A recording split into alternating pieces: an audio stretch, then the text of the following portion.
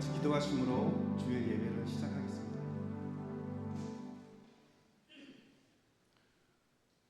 우주 만물을 주관하시고 우리의 삶을 한 걸음 한 걸음 인도해 주시는 주님, 감사와 찬양을 드립니다. 정말 죄로밖에 저희가 쓰러져 볼 수밖에 없는 저희를 주님의 은혜로 이 자리로 인도하시고 또 주님의 영광을 바라볼 수 있는 이 시간 주님을 너무나 감사를 드립니다. 저희 오늘 주님의 말씀을 듣고 주님을 찬양할 때 오로지 주님만을 바라볼 수 있는 시간 될 수 있도록 인도해 주시고 우리가 서로 은혜 받는 좋은 시간, 좋은 주일이 될 수 있도록 주님께서 인도하여 주시옵소서. 감사드리며 예수님의 이름으로 기도드렸습니다. 할렐루야. 우리 다 같이 일어나셔서 내 구주 예수님 찬양하시겠습니다.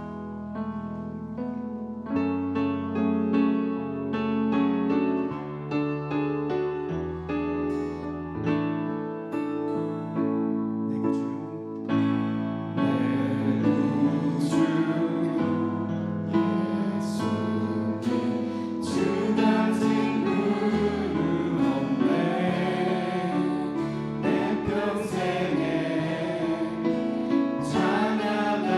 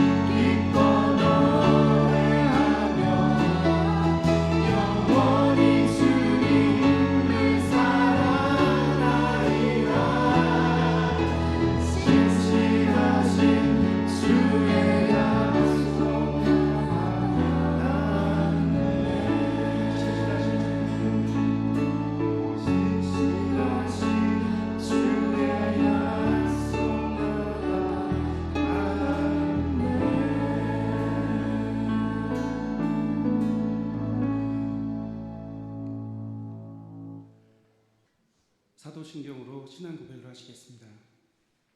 나는 전능하신 아버지 하나님 천지의 창조주를 믿습니다. 나는 그의 유일하신 아들 우리 주 예수 그리스도를 믿습니다.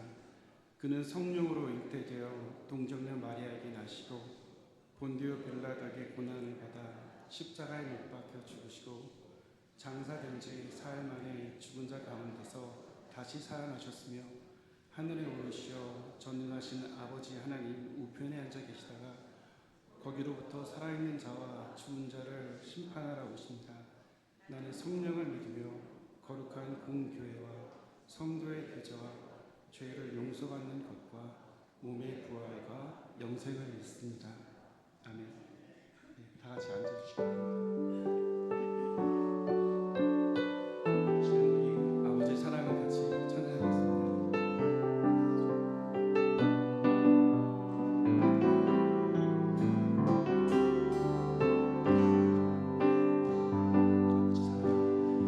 아버지 사랑 내가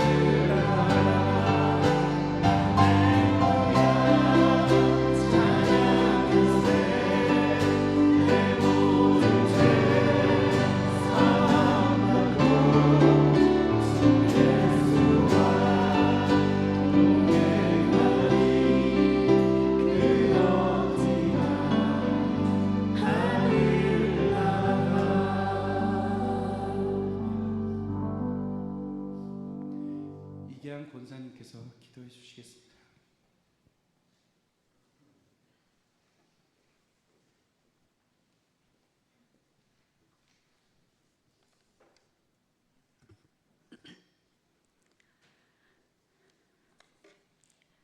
그러므로 우리가 긍휼하심을 받고 때를 따라 돕는 은혜를 얻기 위하여 은혜의 보좌 앞으로 담대히 나갈 것이니라.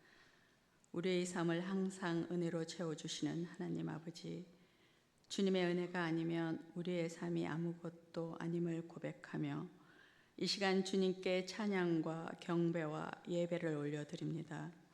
주님, 세상의 복, 명예, 삶의 터전 그 어느 것 하나도 주님께서 허락하지 않으시면 한순간에 없어져 버릴 것을 깨달아 알 수 있는 믿음의 지혜를 허락하여 주시옵소서. 주님보다 세상의 것에 마음을 뺏겨 그것을 쫓아가는 헛된 삶을 살지 않기를 기도합니다. 이 자리에 모인 우리 모두에게 허락하신 주님의 은혜를 기억하며 주님을 예배하는 예배자의 삶이길 기도합니다. 우리는 연약하여 삶의 사소한 부분에서도 주님을 부인하는 죄를 짓고 살아가기도 합니다. 의도치 않으나 나의 말과 행동으로 주님의 영광을 가리며 살았습니다. 주님, 우리에게 큰 믿음을 허락하셔서 삶의 모든 순간에서 주님을 높여드리는 삶을 살아가기를 원합니다. 나의 입에서 나오는 말들이 주님을 찬양하는 말들로 가득 차게 하시고 우리 모두가 주님 앞에 순종과 헌신의 아름다운 모습으로 주님의 영광을 높여드리는 우리의 삶을 기도합니다. 너희 착한 행실을 보고 하늘에 계신 너희 아버지께 영광을 돌리게 하여 너희는 세상의 빛이라 하신 주님의 말씀대로 빛의 삶을 살아내는 우리 모두가 되기를 기도합니다. 5월 30일부터 시작되는 부흥사경회를 위해 기도합니다. 은사를 따라 섬김으로 그리스도의 몸된 교회를 든든히 세워가길 원하시는 주님, 라이프그립 교회 안에 세워진 모든 직분자들 그리고 성도님들 모두가 함께 중성으로 주님의 몸된 교회를 섬길 수 있는 새로운 믿음의 도전의 부흥사경회가 되길 간절히 간구하며 기도합니다. 우리가 걸어가는 길이 주님이 없는 길이 없이 걸어가는 길이 되지 않기를 기도하며 예수님과 함께 걸어가는 길이 참되고 복된 길을 우리가 잊지 않는 믿음의 도전의 시간이 되기를 간절히 기도합니다. 주님, 이 시간 세상에서 여러 가지 혼란스럽고 좋지 않는 환경으로 인해 절망과 고난 속에 매일매일의 삶을 힘겹게 맞이하는 주님의 백성들이 있습니다. 그들에게 주님의 은총이 함께하기를 기도합니다. 또한 이 시간 말씀을 전하시는 문성호 목사님, 성령의 은혜를 부어주셔서 은혜 넘치는 예배의 시간이 되기를 간절히 기도하며 교회 병약자들을 위해 기도합니다. 육신의 아픔으로 인해 지치고 낙심치 않게 하시고 주님의 크신 능력이 그들 가운데 임하시길 간구하며 주님께서 부어주시는 능력의 힘으로 치료의 역사와 회복의 역사가 그들 가운데 임하시길 기도합니다. 또한 교회에서 여러 가지 행사를 계획하고 있습니다. 준비하는 손길들 주님께서 은혜 부어주셔서 지치지 않게 하시고 계획한 모든 일들이 교회에 유익이 되기를 기도하며 이 모든 말씀을 죽음에서 생명으로 옮기신 우리 주 예수 그리스도의 이름으로 기도드렸습니다.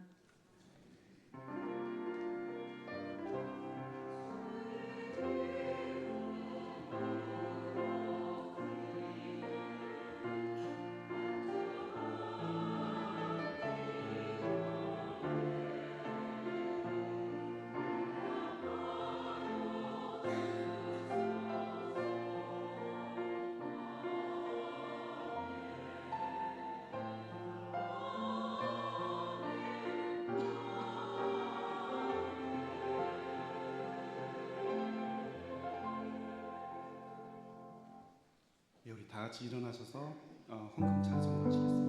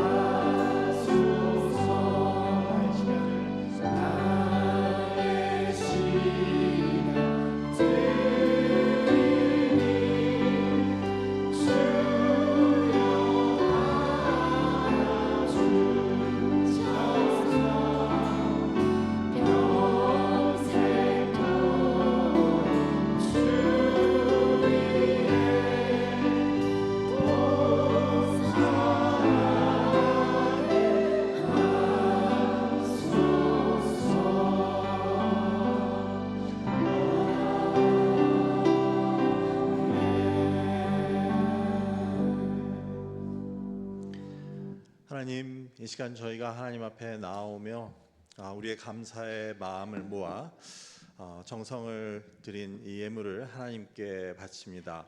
아버지 하나님, 이 예물이 쓰이는 곳에 하나님의 귀한 사랑이 전하여져서 아직 주님을 모르는 자들이 주께로 돌아오는 귀한 역사들이 일어날 수 있도록 인도하여 주시고, 아버지 믿음으로 하나님께 드린 손길 한 사람 한 사람 주님 기억하여 주셔서 그들의 어려운 형편 가운데도 그들이 정성껏 드린 주일헌금과 11조와 감사헌금, 건축헌금, 선교헌금, 그 밖에 모든 헌금들 위에 하나님께서 기름 부으시고 그들의 삶 가운데 하나님 함께 하셔서 그들의 가정과 직장과 학업과 그 모든 개인의 삶 가운데 하나님의 인도하심을 허락하여 주옵소서. 아버지, 이 시간도 질병으로 인해 또 영적이고 정신적인 어려움과 연로함으로 인해 힘든 시간을 보내고 주께 부르짖는 주님의 자녀들 긍휼히 여겨주셔서 주님 함께 하시고 치유의 하나님께서 치유와 회복을 허락하시고 주의 성령께서 늘 위로하시고 동행하여 주옵소서. 이 시간도 이 지구상에서 하나님의 피조물들이 전쟁과 테러로 그 밖에 기근으로 고통당하고 있는 것을 주님 아십니다. 아버지 하나님 긍휼히 여겨주셔서 그들에게도 평화와 자유와 회복을 허락하여 주옵소서. 감사하며 예수 그리스도의 이름으로 기도드립니다. 아멘. 모두 자리에 앉으시고 함께 교회 소식을 나누도록 하겠습니다. 이번 주말로 부흥사경회가 다가왔습니다. 이번 금요일 저녁부터 있게 되는 부흥사경회에 모두 참석하셔서 큰 은혜 받으심을 통해 하나님께서 우리 교회에게 허락하시고자 하는 회복과 또 부흥이 있기를 주님 이름으로 기원합니다. 금요일과 토요일 저녁에는 여러분 자녀들을 위한 그 주일학교 프로그램과 또 베이비시팅이 제공이 되니 많이 참석하시고 또 주변에 있는 분들께도 알려서 참석하실 수 있으면 좋겠습니다. 집회 시간은 금요일 저녁 7시 반과 토요일은 새벽 6시와 저녁 7시 반, 그리고 주일 오전 11시 예배를 부흥회로 또 그래서 이번 4번의 집회 동안 말씀을 전해주시게 됩니다.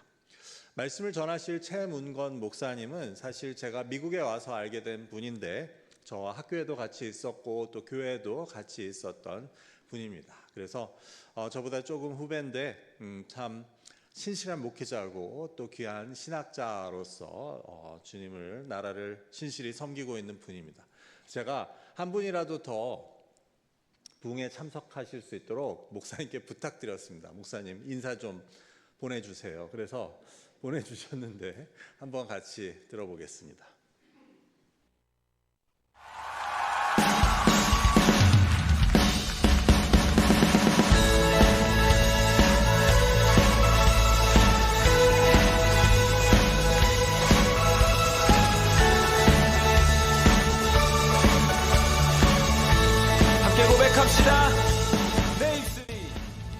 할렐루야, 라이브 크립 교회 성도 여러분 반갑습니다.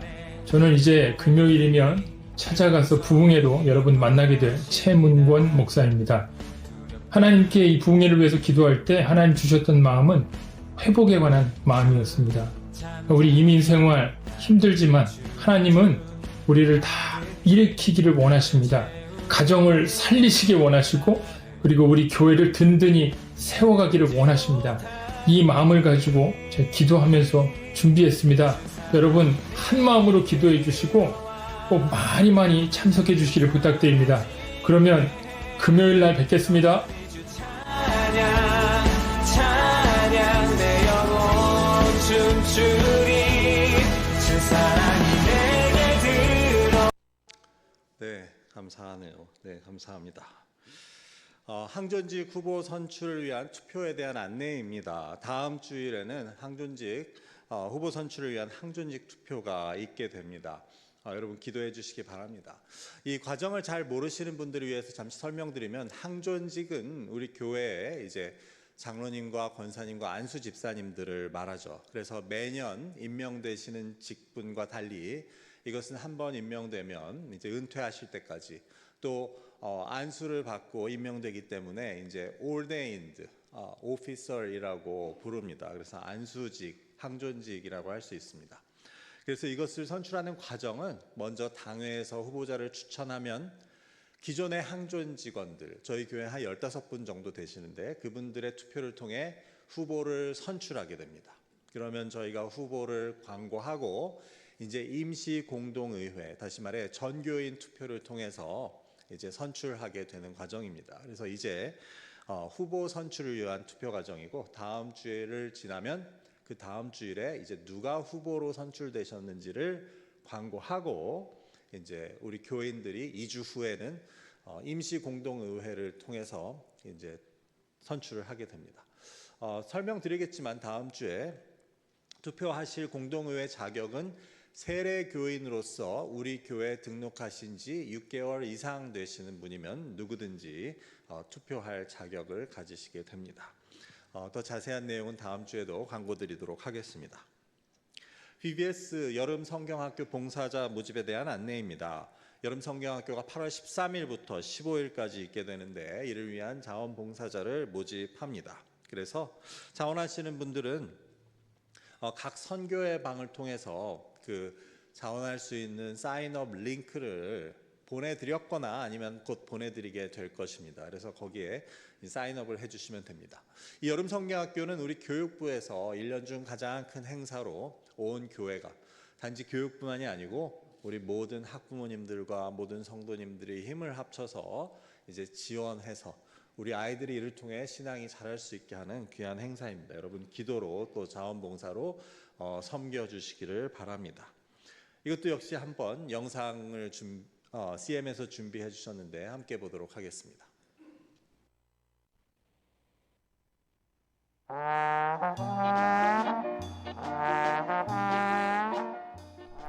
If this is all you remember about the Bible story of Joseph, then it's time to head to Egypt. You are the faithful God, forever we will praise your name. You are the one true God, there will never be another.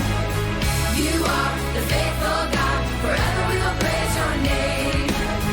You are the one true God, there will never be another. You are the faithful God, forever we will praise your name. One thing future volunteers could expect is to have a lot of fun because being with the children is very fun, but also to have patience and have a serving heart when you're here at VBS. You are the one true God. You are the faithful God. 분들 저기 그 안내 데스크에 보면은 그 안내지가 있는데 거기 있는 QR 코드를 이용하셔서도 사인업을 하실 수 있습니다. 안디옥 골프대회에 대한 안내입니다. 이미 신청은 마감된 것으로 알고 있고 참가비는 오늘까지 납부해 주시기를 바랍니다. 오늘 예배 후에 친교 전에, 즉 식사하시기 전에 이 자리에서 권사회 찬양 연습이 있습니다. 성가대 및 찬양팀 모집에 대한 안내입니다. 매주일 하나님께 찬양을 드리는 그 귀한 직분에 많은 분들의 관심과 참여를 부탁드립니다. 그래서 내가 성가대로 섬겨보고 싶다 하시는 분들은 지휘자이신 윤매 집사님께 혹은 대장이신 허규전 장로님께, 찬양팀으로 섬기고 싶으신 분들은 지금 인도하고 계시는 김경구 집사님께 문의해 주시기 바랍니다. 교우 동정에 대한 안내입니다.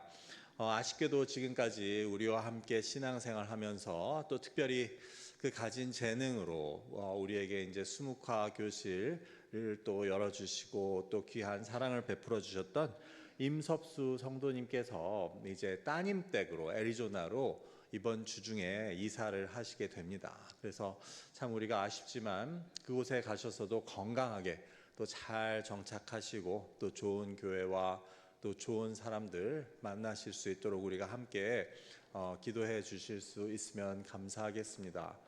우리 예배 끝나고 신교하시면서 인사들 나누시도록 하고, 선생님 잠시 자리에서 일어나 주시면 우리가 아쉽지만 박수로 환영하도록 하겠습니다.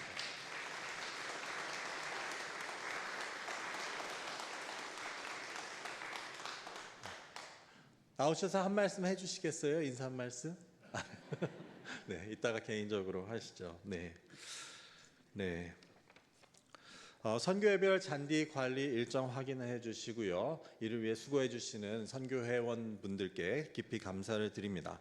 오늘 점심 식사는 강상구 김지영 집사님 가정에서 제공해 주셨습니다.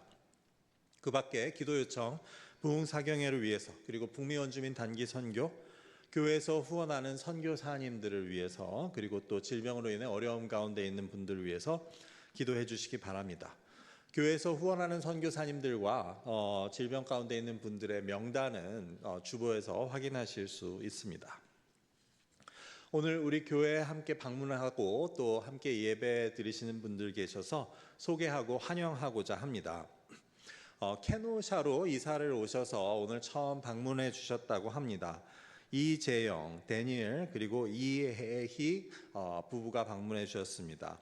4개월 되는 아들 세준이가 있고, 또 한국에서 오신 동생과 부모님들도 오늘 함께 방문해 주셨습니다. 모두 자리에서 일어나시면 우리 박수로 환영하도록 하겠습니다.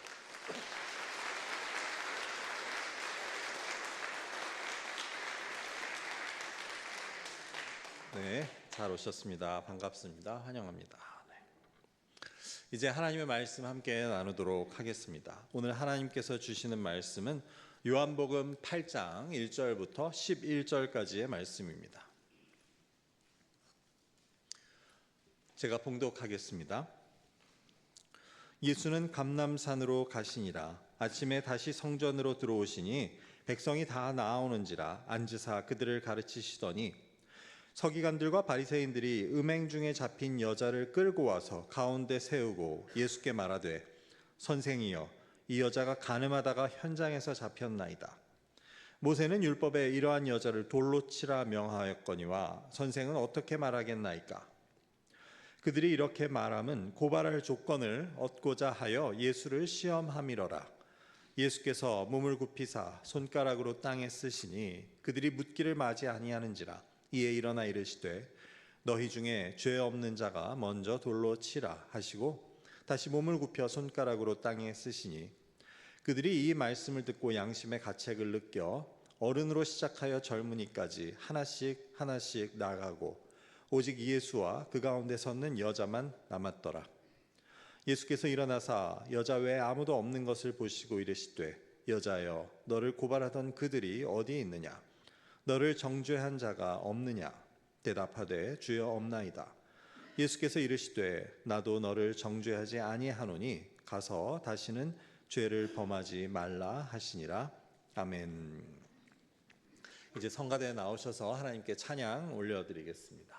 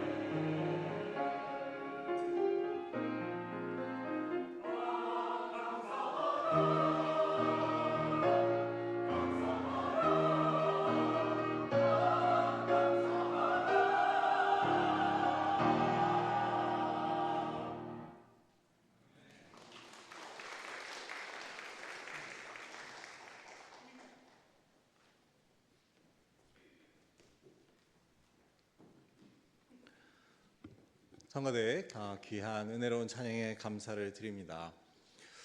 우리 찬양한 것 같이 여호와께 감사와 영광을 돌리러 찾아오신 또 주님 앞으로 나오신 여러분들께 오늘도 주님의 귀한 은혜가 함께 하시기를 주님의 이름으로 간절히 축원합니다. 예수님께서 이 땅에 오셨을 때 하신 일들 중에 다른 복음서에는 없는데 이 요한복음에만 기록된 사건들이 몇 가지 있습니다. 그런데 오늘 우리가 읽은 말씀은 그 중에 하나라고 할 수 있습니다. 예수님께서 예루살렘에 가셨을 때 예루살렘에 있는 성전에서 무리들을 가르치신 일이 있었는데 그때 서기관들과 바리새인들이 음행 중에 잡힌 여인을 끌고 와서 예수님 앞에 세워놓습니다. 이런 행위는 생각해보면 상당히 도전적이고 사실 불쾌한 행동이었습니다. 생각해 보십시오. 예수님께서 예루살렘 성전에 들어가시자 예수님에 대한 소문을 들었던 백성들은 예수님의 가르침을 들으려고 예수님 앞으로 모여들었던 것입니다.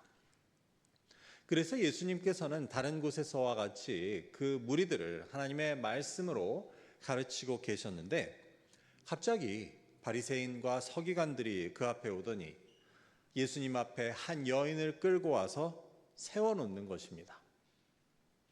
게다가 그 여인은 간음을 하다가 현장에서 잡혀온 여인이었습니다.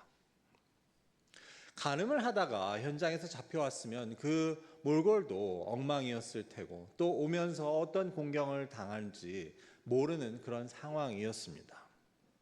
그런 여인을 끌고 와서 예수님 앞에 떡하니 세워놓는 것, 이는 상당히 무례한 행위였습니다.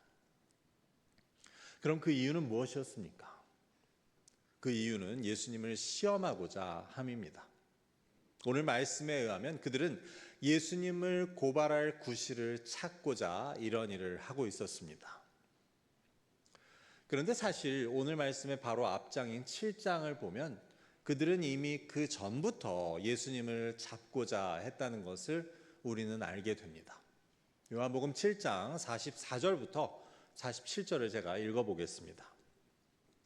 그 중에는 그를 잡고자 하는 자들도 있으나 손을 대는 자가 없었더라. 아랫사람들이 대제사장들과 바리새인들에게로 오니 그들이 묻되 어찌하여 잡아오지 아니하였느냐. 아랫사람들이 대답하되 그 사람이 말하는 것처럼 말한 사람은 이때까지 없었나이다 하니 바리새인들이 대답하되 너희도 미혹되었느냐. 이처럼 예수님께서 예루살렘으로 오셨을 때부터 이미 종교 지도자들은 예수님을 잡아서 궁극적으로는 죽이려고 했습니다.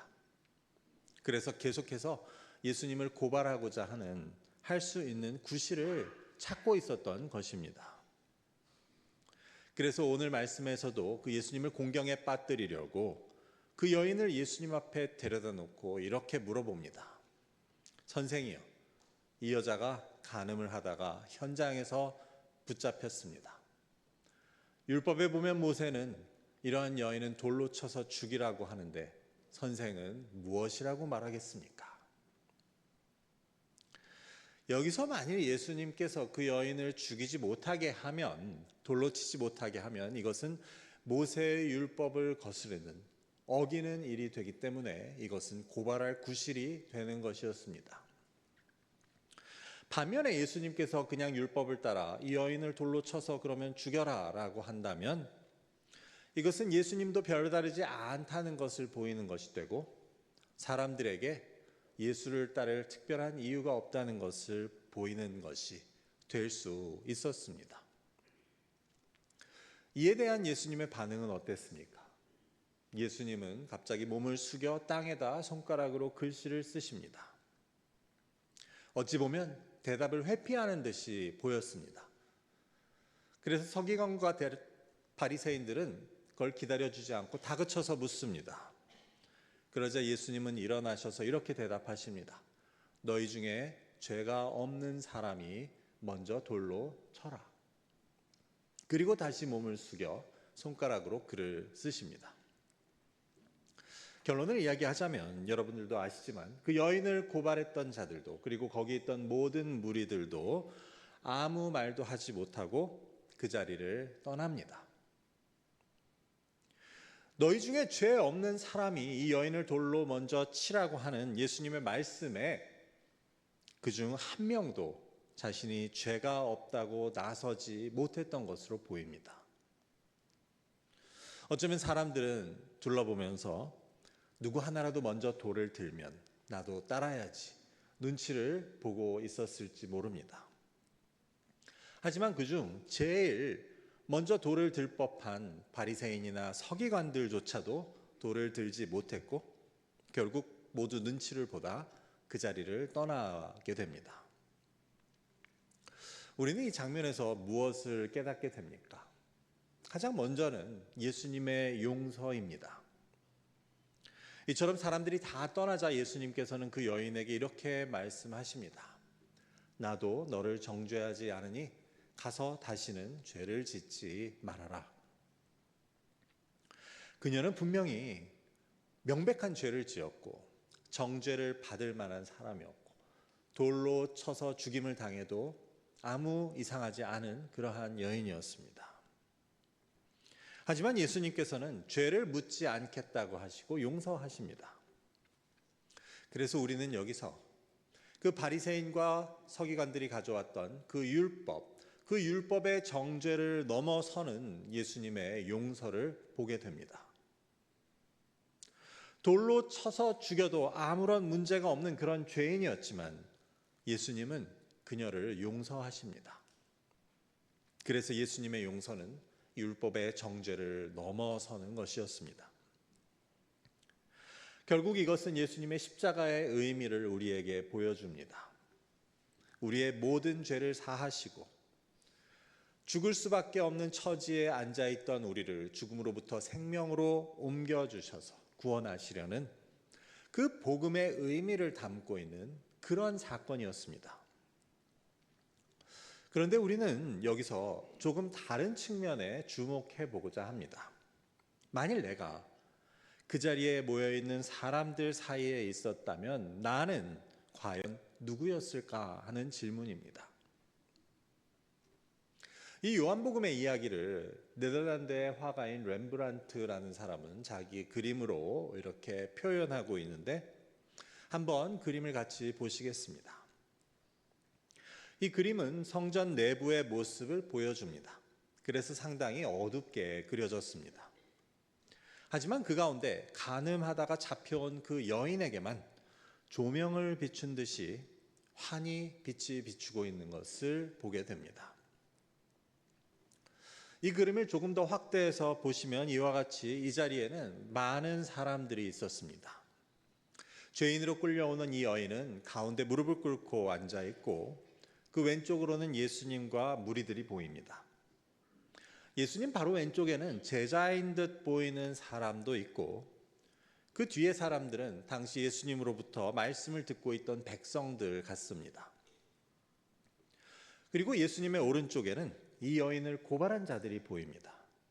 손으로 여인을 가리키고 있는 자는 서기관이나 바리새인 중에 하나로 보이고 그 뒤로는 제사장 옷 같은 옷을 입은 사람이 있고 계속해서 갑옷을 입은 병사와 칼을 차고 있는 지휘관, 당시 백부장이었거나 아니면 귀족 같은 차림의 사람을 보게 됩니다. 이곳에 여러분이 있다고 한다면 여러분은 이들 중 누구와 그 입장이 가장 비슷하실 것 같습니까? 죄를 짓고 사람들 앞에 손가락질을 받고 있는 이 여인, 예수께서 돌로 치라고 하실까 봐 두려워 떨고 있는 이 여인이 내 모습 같습니까? 아니면 이 여인을 가리키며 고발하고 있는 자들이 내 모습 같습니까? 죄를 지었으면 대가를 치루어야 한다고 현장에서 붙잡혔으니 뭐 고민할 게 무엇이냐고 하며 그녀를 고발하고 돌을 들고자 하는 그러한 모습이 내 모습 같습니까? 아니면 이 일이 어떻게 되나 지켜보자고 그렇지만 내가 먼저 손에 피를 묻힐 필요는 없으니 어떻게 될지 궁금해서 팔짱을 끼고 있는 모습이 나의 모습입니까? 그것도 아니라면 그림의 제일 왼쪽에 살짝 보이듯이 그 현장에서 등을 돌리고 서로 수근거리고 있는 부유해 보이는 여인들의 모습이 그림을 잠시 보여주실까요? 뒤에서 등을 돌리고 서로 수근거리고 있는 부유해 보이는 여인들의 모습이 나의 모습 같습니까? 내가 거기 있었다면 이들 중 누구와 그 입장이 비슷했을 것 같습니까?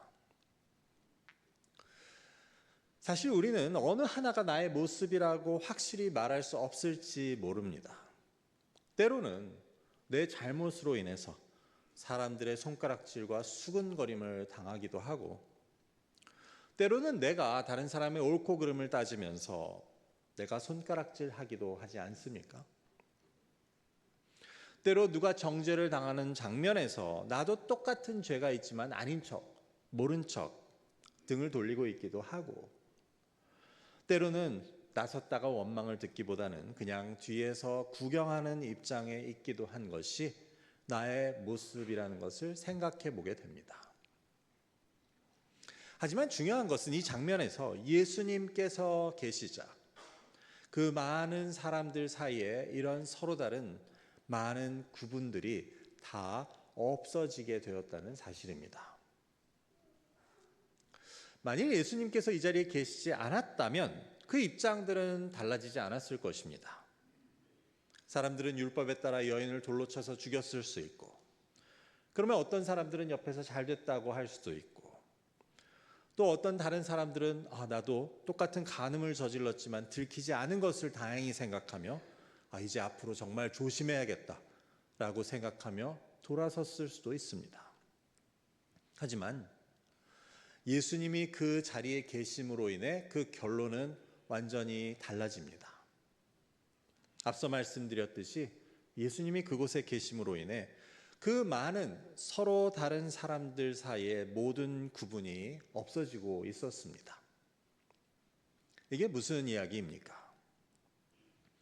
앞서 보았듯 이곳에서는 서로 다른 입장과 생각의 사람들이 모여 있었지만 예수님의 말씀 이후에 거기에는 오로지 죄인들만 남아있게 된 것을 보게 됩니다. 즉 그곳에 있는 모든 사람들에게는 모두 죄인이라는 공통점, 그것만이 남고 다른 차이는 다 사라지고 있었습니다. 예수님께서 너희 중에 죄가 없는 사람이 먼저 돌로 치라고 말씀하셨을 때 아무도 그렇게 하지 못하지 않았습니까? 이것은 그들 모두가 그 여인과 같은 죄인이라는 것을, 그 여인과 다르지 않다는 것을 보여주는 것이었고, 그래서 거기 있던 모든 사람들은 제사장이든 바리새인이든 백부장이나 군사들이나 부자나 가난한 자나 모두 죄인이라는 하나의 공통된 정체성 아래 놓이게 된 것을 보게 됩니다. 바로 이전까지, 바로 앞에까지 거기에는 죄를 지은 사람과 또 스스로 의롭다고 여기면서 남을 정죄하고 손가락질하는 사람과 돌을 들고 그 여인을 치려고 했던 사람과 죄인이지만 아닌 척하고 있었던 사람들과 그리고 예수님이 있었습니다. 하지만 예수님 이후에는, 그 말씀 이후에는 단지 두 부류만 남게 됩니다. 예수님과 죄인들입니다. 예수님의 말씀 아래에 예수님을 제외한 모든 사람들은 죄 있는 사람들, 그 이상도 그 이하도 아니었습니다. 그래서 결국 그들은 모두 떠나갑니다. 결국 예수님께서 하신 말씀, 너희 중에 죄 없는 사람이 먼저 돌로 치라고 하신 말씀은 바꾸어 말하면 너희도 모두 같은 죄인이 아니냐, 너희도 모두 이 여인과 같이 죄인이다 라고 하신 말씀이었습니다. 그런데 그것은 바로 예수님이 이 땅에 가져오신 복음의 핵심 중 하나였습니다. 그것은 우리에게도 마찬가지입니다. 여기도 서로 다른 입장과 생각들, 처지들의 사람들이 모여 계실 것입니다. 어떤 사람은 내가 저 사람보단 좀 낫다고 여기고, 어떤 사람은 내가 저 사람보다 좀 못하다고 여기기도 하고 서로 손가락질을 하는 경우도 또 받아본 경우도 있을지 모릅니다. 하지만 예수님이 이 자리에 계시다면, 우리가 예수님의 은혜 아래에 있다면 여기 있는 모두 우리 사이에는 그러한 서로 다른 구분은, 입장은, 생각은 없어지게 된다는 것을 우리는 깨닫게 됩니다. 예수님이 이 자리에 계신다면 우리는 모두 그 예수님의 은혜 아래 모두가 죄인이라는 하나의 공통점만을 갖게 됩니다. 바울이 들려주는 복음을 한번 들어보시겠습니다. 로마서 3장 9절부터 12절까지의 말씀입니다. 그러면 어떠하냐? 우리는 나으냐?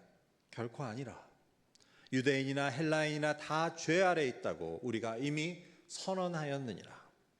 기록된 바 의인은 없나니 하나도 없으며 깨닫는 자도 없고 하나님을 찾는 자도 없고 다 치우쳐 함께 무익하게 되고 선을 행하는 자는 없나니 하나도 없도다. 이처럼 의인은 없고 모두가 죄인이라는 인식을 바탕으로 그리스도의 죄사함, 용서가 필요하게 됩니다. 23절과 24절을 계속 읽어보겠습니다.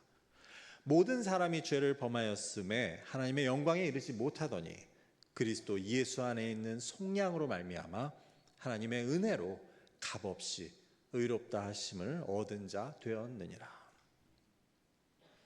이것은 바로 오늘 이야기에 나오는 모습을 보여줍니다. 모든 사람이 죄를 범하였다. 즉 모든 사람이 죄인이다. 이것이 바로 복음의 전제입니다.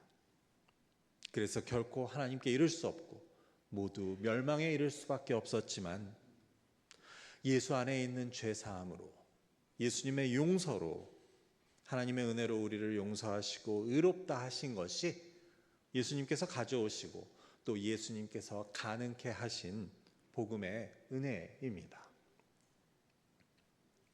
그래서 예수님께서는 오늘 말씀에서 서로 흠을 잡고 죄인이라고 정죄하고 돌로 치겠다고 하는 이들에게, 그래도 나는 저 여인보다는 낫다고 여기는 이들에게, 혹은 자신의 죄가 겉으로 드러나지 않았다고 죄 없는 척하고 있는 모든 사람들에게 이처럼 모두가 죄인이라는 것을 드러내시고 가르쳐주고 계셨습니다. 누가 더 의롭고 누가 좀 더 낫고 누가 좀 못하고 하는 것과 상관없이 모두가 하나님의 은혜, 즉 죄를 용서하시고 의롭다 여기시는 그 은혜가 필요한 죄인이라는 것을 예수님께서는 보여주십니다. 아까 보았던 그 렘브란트의 그림을 잠시 다시 보시면 이 그림은 가운데 이 죄인으로 끌려온 이 여인에게 가장 밝은 빛을 부여합니다.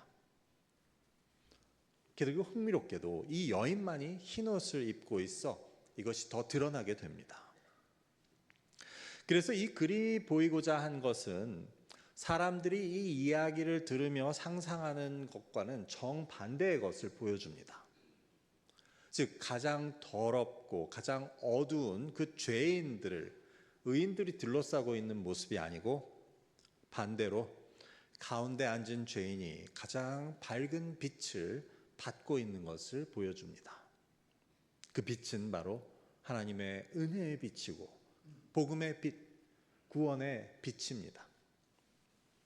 그래서 이 그림은 우리로 하여금 예수님께서는 의인을 위해 이 땅에 오신 것이 아니고 죄인을 위해 오셨다는 말씀을 생각나게 합니다. 동시에 하나님의 시선은 이 땅의 죄인들을 향하고 계시다는 것을 보여줍니다.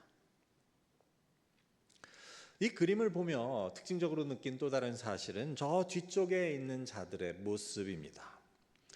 어두워서 잘 보이지 않지만 뒤쪽을 좀 환하게 만들어서 보면 다음 그림과 같습니다.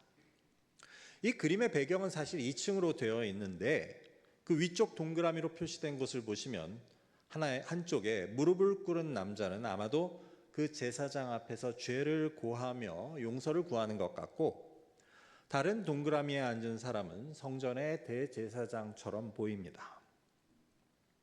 그래서 그 밑에서 예수님과 그 앞에 앉은 가늠한 여인과는 대각선에서 즉 대조적으로 대제사장과 그 앞에 꿇은 남성의 모습을 보게 됩니다. 아마 이 둘의 차이는 이랬을 것입니다. 똑같은 무릎 꿇은 죄인이지만 예수님 앞에 여인은 돌에 맞아 죽을 위기에 처한 반면 대제사장 앞에 남성은 당시의 종교적 제도에 따라 용서를, 어쩌면 특혜를 받고 있었던 것입니다. 저의 개인적인 해석을 덧붙이자면 아마도 그 뒤에 보이는 대제사장 앞에 남성은 이 여인과 함께 음행을 저지른 상대 남성을 보여주고자 한 것이 아마 작가의 의도가 아닌가 하는 생각을 해보게 됩니다. 왜냐하면 레위기와 신명기의 율법에 따르면 간음을 행한 일은 남자와 여자를 모두 죽이게 되어 있기 때문입니다. 하지만 오늘 본문에서는 간음하다 현장에서 잡혔다고 하면서도 여인만 끌려왔을 뿐 남자의 이야기는 없습니다. 그래서 그들은 정의를 행하는 듯 율법을 따라서 이 여인을 돌로 치겠다고 하면서도 이처럼 불공평과 불의를 행하던 그러한 남자의 모습은 뒤로 감추고 있었던 것입니다. 그래서 아마도 이 화가 렘브란트는 당시의 종교와 사회를 고발하고자 했던 것이 아닌가 하는 생각을 해보게 됩니다. 그림에 대한 이야기를 더 나누고 싶지만 지금까지의 말씀을 정리해 보고자 합니다. 예수님 앞에 간음하다가 현장에서 붙잡힌 여인이 끌려오고 있었습니다. 이 여인은 분명히 죄인이었고 율법에 따르면 돌로 쳐서 죽여야 했습니다. 하지만 예수님께서는 그녀를 용서하십니다. 그리고 돌로 치려는 자들에게는 죄가 없는 자가 먼저 돌로 치라고 말씀하십니다. 결국 모두 그냥 돌아갔고 이것은 모두가 아무도 예외 없이 죄인이라고 하는 것을 보여주고 있었습니다. 이처럼 예수님께서 이 사건을 통해 보여주신 그 복음의 진리를 사도 바울은 이렇게 설명합니다. 우리는 누구도 예외 없이 죄인이어서 하나님의 영광에 이르지 못하고 멸망에 이를 수밖에 없지만 하나님은 그 아들을 통해 우리를 용서하셨고 그래서 우리는 그 은혜로 모두 의롭다함을 얻게 되었습니다. 그래서 이것이 복음입니다. 예수님이 가져오신 복음, 오늘의 사건을 통해 드러나고 있는 복음, 그리고 우리에게 허락하신 복음이라는 것을 깨닫게 됩니다. 혹시 우리 중에 누구라도 나는 남과 다르다고 생각하고 그래도 내가 좀 낫다고 생각하고 저 사람은 너무했다고 죄인이라고 다 같은 죄인이냐고 하는 생각이 아직 있다고 한다면 우리는 오늘 그 예수님의 말씀 앞에 무릎을 꿇고 돌이키는 것이 필요합니다. 예수님은 간음을 하다 현장에서 잡혀온 여인에게도 나도 너를 정죄하지 않으니 가서 다시는 죄를 짓지 말라고 하십니다. 그것이 예수님의 복음입니다.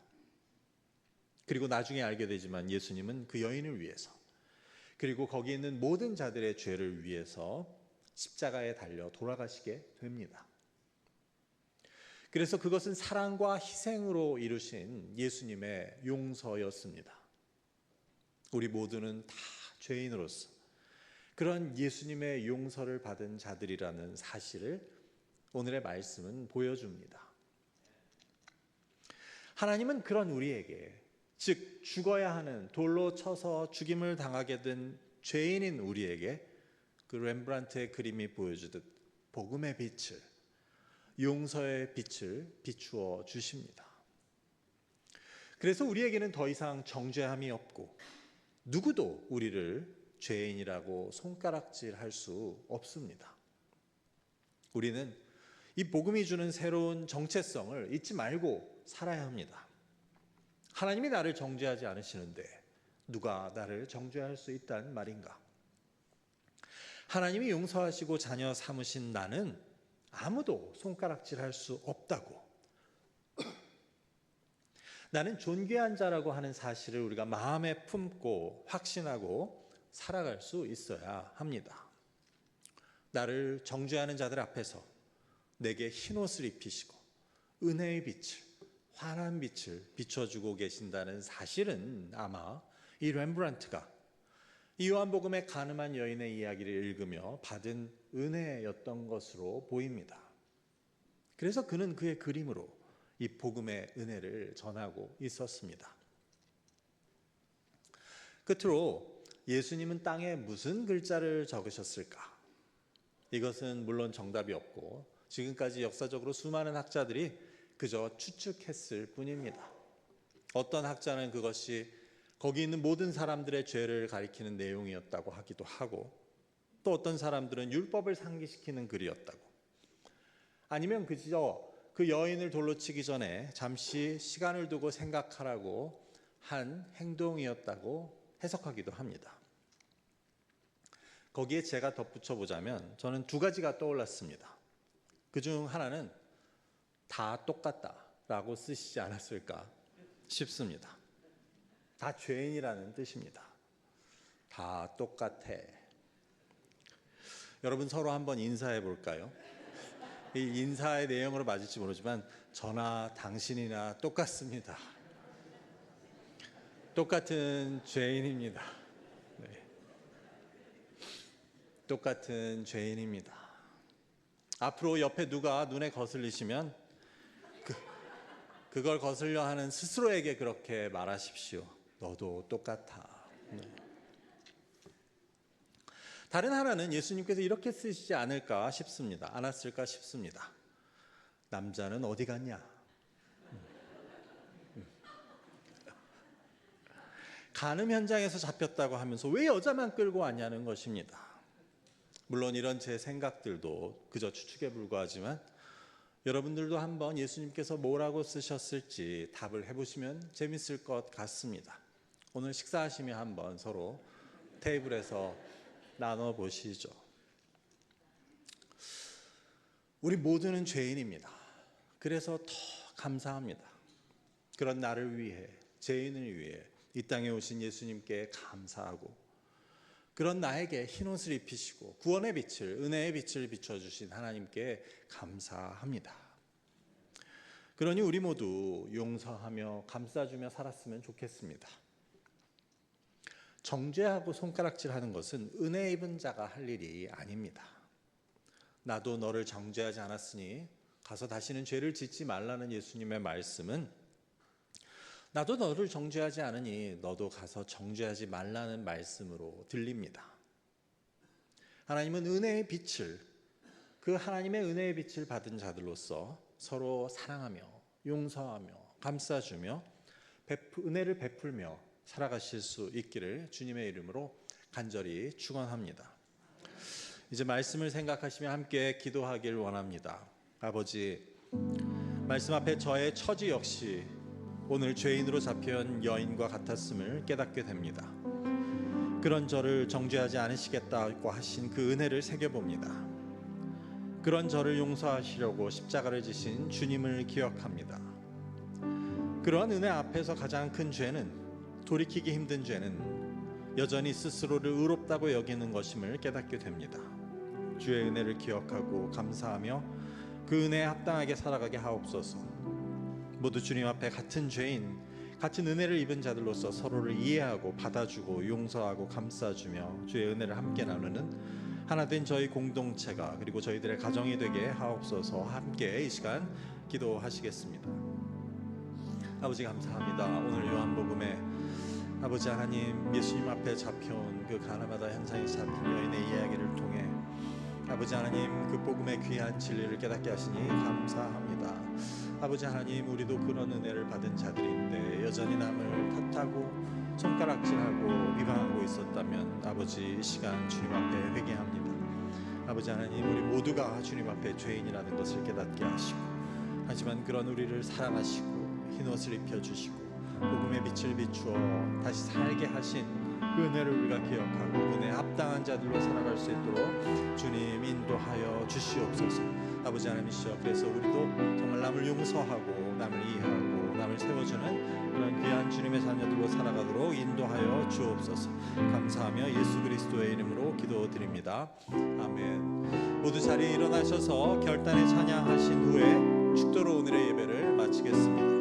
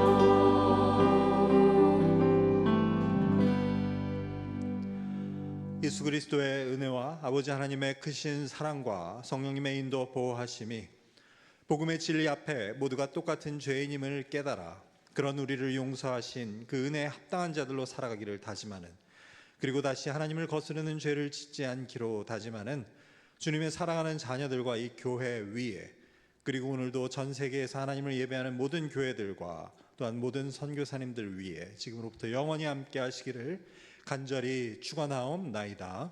아멘.